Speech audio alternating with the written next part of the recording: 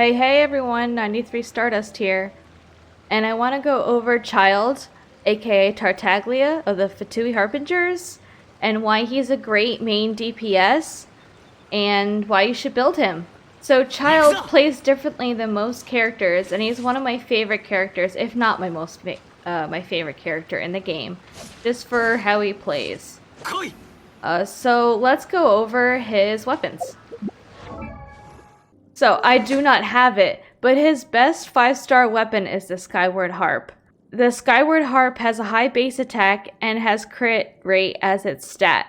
Its passive increases his crit damage by a certain percentage depending on its refinement, and hits have a chance to inflict a small AoE attack dealing 125% of his physical attack damage. This can occur every few seconds, also depending on its refinement level. So this is super OP. It helps both his crit rate and his crit damage, and then it also does physical attack damage on top of everything. His best 4-star weapons are the Battle Pass weapon here of the Viridescent Hunt and Rust, but the Viridescent Hunt is better than the Rust for a few reasons. One being the crit rate stat. He's easier to build if you have that 25% crit rate already built in. And its passive is like a mini venti, and it gathers all the enemies together. And when we go over his talents, you can see why. But when the bow gathers all the enemies together, it just keeps transferring the riptide damage from enemy to enemy to enemy. So it's really great for damage and also for crowd control. Also, the Rust is great. Also, it fits him the most aesthetically. You can see the Rust was really designed for Childe.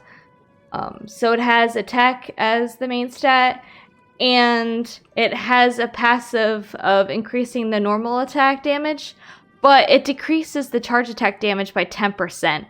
That's the kicker here, is this passive does work with his melee stance, but we want to use the charge attack damage because Childe's charge attack combo is really good, so you want to be using charge attacks. So the Rust kind of goes against him.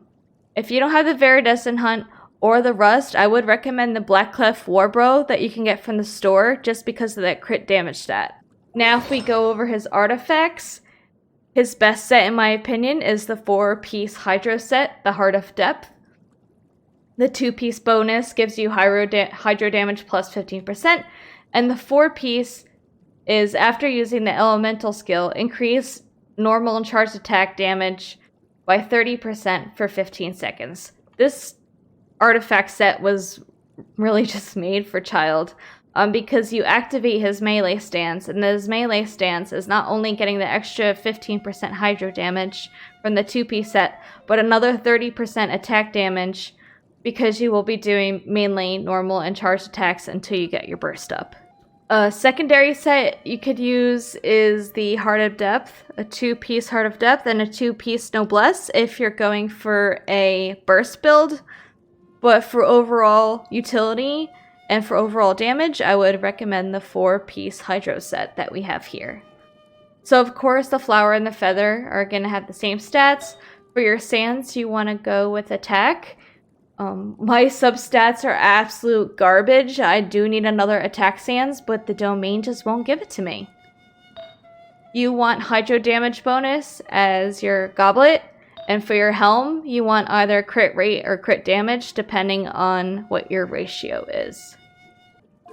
Constellations I'm going to skip over as they are hard to obtain, but his C1 is very good and very effective as it reduces the cooldown by 20%. I want to see one Childe so bad. If we go over his talents here, I want to quickly point out that his passive is probably the best passive in the game. I can't think of another character who has a better passive than this. So his passive increases your own party member's normal attack by level 1. So basically, I have a level 8 technically, but his passive is giving me a level 9. And this is going to happen for every member of your party. You could see here it says in the left talent level +1 for all my characters that are in my team. So this is coming from Childe's passive, so it's absolutely spectacular. To go over his talents, what you want to do if you're going for a burst build, you want to max out your burst first with the Havoc Obliteration, and then you want to go for Foul Legacy. But if you are going for an overall build, what I do is I just rotated between these two until I got it to level 8 each. So he does have some complexity to his kit. Basically, with his charged attack, it's a Hydro Arrow, but when a charged attack hits an enemy, it applies Riptide to them. Basically, Riptide applies an AoE Hydro damage to it, and when an enemy dies that has Riptide on it, the enemy kind of like blows up and hits nearby enemies, and if it hits nearby enemies, it also applies Riptide to those enemies. So this goes back to me talking about the Viridescent Hunt and why the Viridescent Hunt's passive is so good for Childe, because it groups all the enemies together and they just keep hitting each other with Hydro damage because the Riptide keeps passing around. The main way to play Childe is to put him out into the team and then immediately switch on his melee stance here with the Raging Tide. So with his Raging Tide, he takes out his dual blades and he attacks using Hydro damage only. And if he hits an opponent that's affected by Riptide, he does extra AoE Hydro damage. And with one of his passives, when Tartaglia is in the Foul Legacy Raging Tide's melee stance, on dealing a crit hit, normal and charge attacks apply Riptide. So when you unlock his passive and you have good crit rate, what you just do is you just switch to Childe and put on your melee, and you'll be applying Riptide to those enemies, and you don't have to do a charge shot to them. So you can basically ignore charge shots if that's not your playstyle and go straight into the melee and get in the enemies' faces and start slashing. Now if we go over to his burst, he has two different types of burst. One is his rage stance when he just has his bow. Basically it does like a dome of AoE Hydro damage, and it hits more enemies, especially if you use Venti and they're in the air.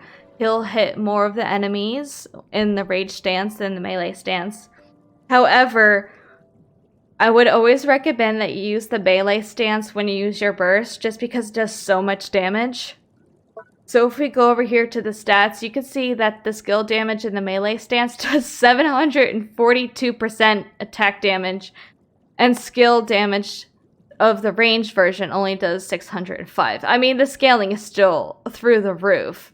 I believe he has the strongest burst in the game. I don't know of anyone that has a higher burst damage multiplier than Childe.